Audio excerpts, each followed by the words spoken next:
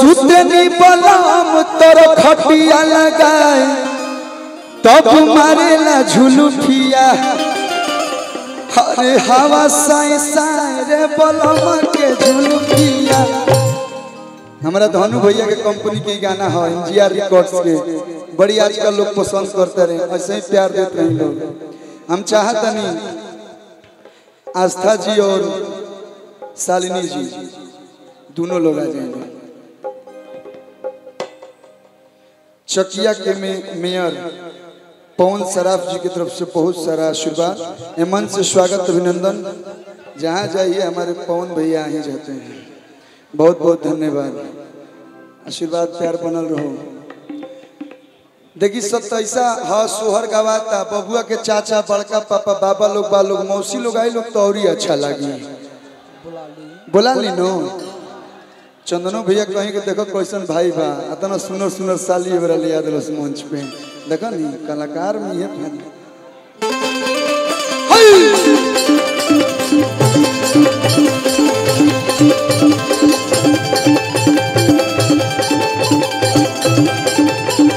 आइए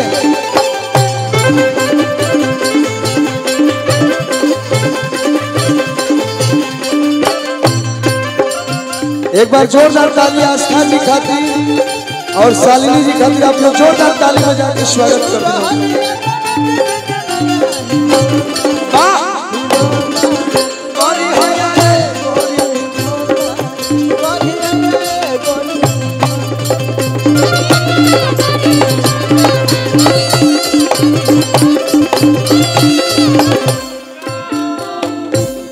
बहुत बहुत धन्यवाद, थैंक यू थैंक यू।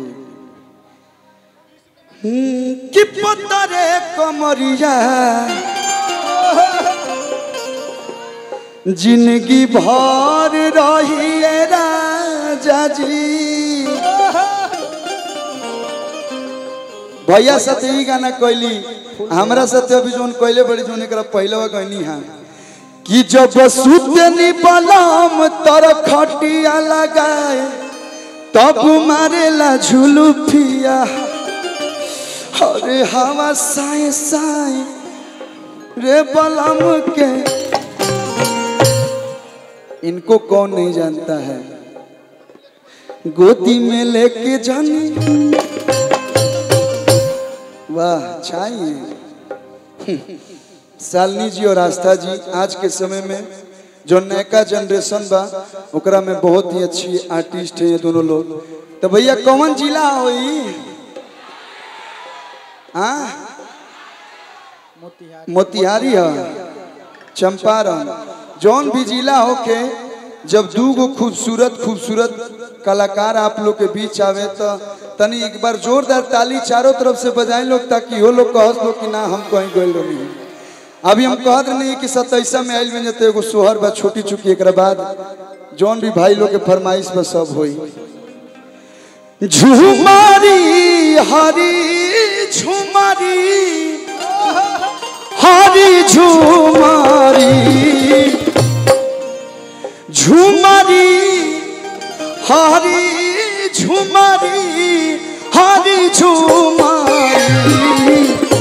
आज बबुआ भइले सुकुआर हो खेलब हरी झुमारी।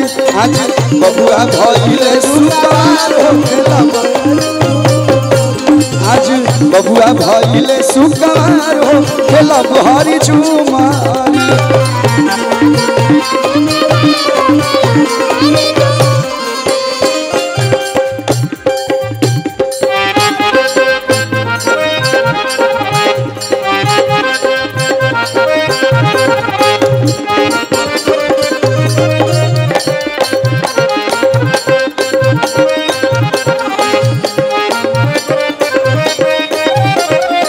बार धनु भैया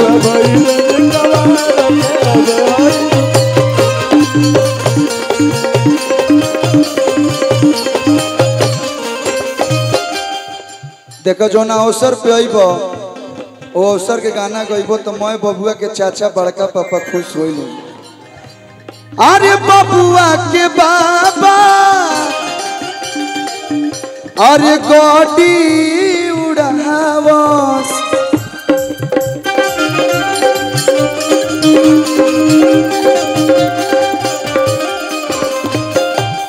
बबुआ के बाबा बानी नु जा वहां खातिर लाइन बा बबुआ के बाबा गोडी उड़ावस बाबा गोडी उड़ावस। ये जो अभी उड़ रहा था ये पैसा नहीं है, ये प्यार है। खोल के खजाना खुशी में लुटावस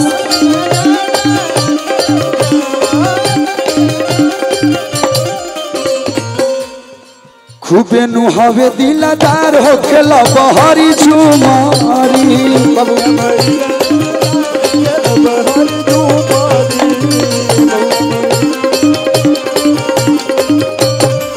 ए भैया देखी बड़का पापा मंच पे बैठल बानी, कूलर के हवा खातनी, धुआं से तो ऐसे डराते नहीं बुझाता कि क्यों बम बारूद फेंक दिले होके। भैया चंदन भैया की तरफ से बहुत सारा आशीर्वाद। बबुआ के पापा पापा के ने बनी आई आई पापा बड़का पापा में अंतर ना होला। बबुआ के पापा की बड़ा कौन जूस हो भाईल भाई देखो 50 के दे तरह 100 ठीक लागता देखे में। ये लोग जाना तो लोग कलू आई लोग पैसा रुपये को थोड़ने के लिए ही पुल पाइल बा जितना भर दो। अरे बबुआ के पापा अरे बड़ा कौन जूस हो 27 बेटा के अरे लुटा वसले मचूस हो।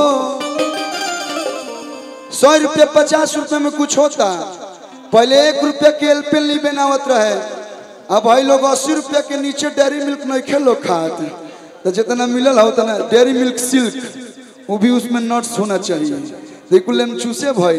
अरे तब बबुआ के पापा बड़ा कंजूस हो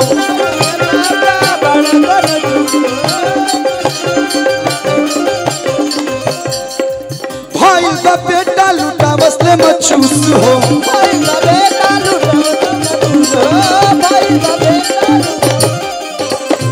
होके आंगन बीच खड़ होके आंगन बीच खड़ हो। ले लीजिए मौसी हैं आप भी आई हैं तो होके आंगन बीच खड़ हो खेला बहरी झूमा।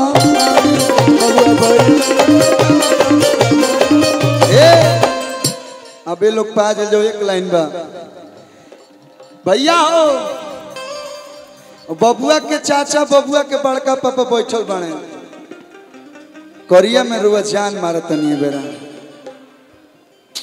नजर ना लगी इतना को हमरा में आज तू तो हम बॉलीवुड में घुस गई रहती अब से।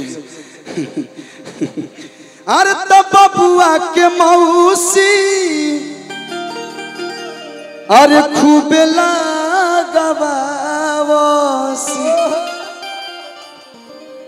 मैं भी कुछ इधर उधर का कुछ नहीं गाता हूँ, बहुत साफ शरीफ गायक हूँ। अरे चानी पनुरानी के हर तेल जाता तो भैया हो आयो गोरेली सौरी के दुआर हो खेला बहरी झूमा।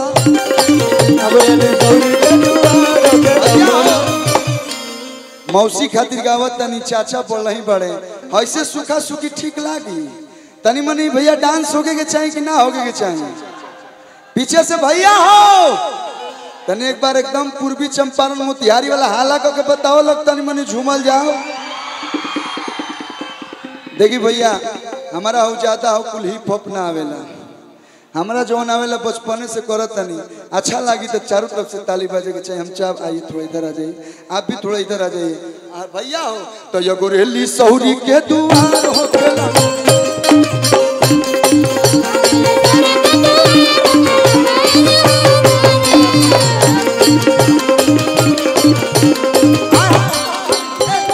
गोरेली सौरी के दुआर हो खेला बहारी झूमा।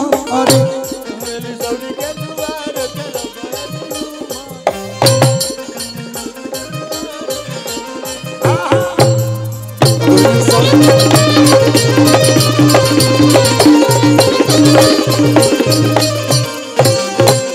अच्छा अच्छा लागल लोग तो आशीर्वाद में मीठ मीठ ताली बजा दे लोग, हमरो अच्छा लगी। देखिए कलाकार आप लोग के बीच में आवेला काहे खातिर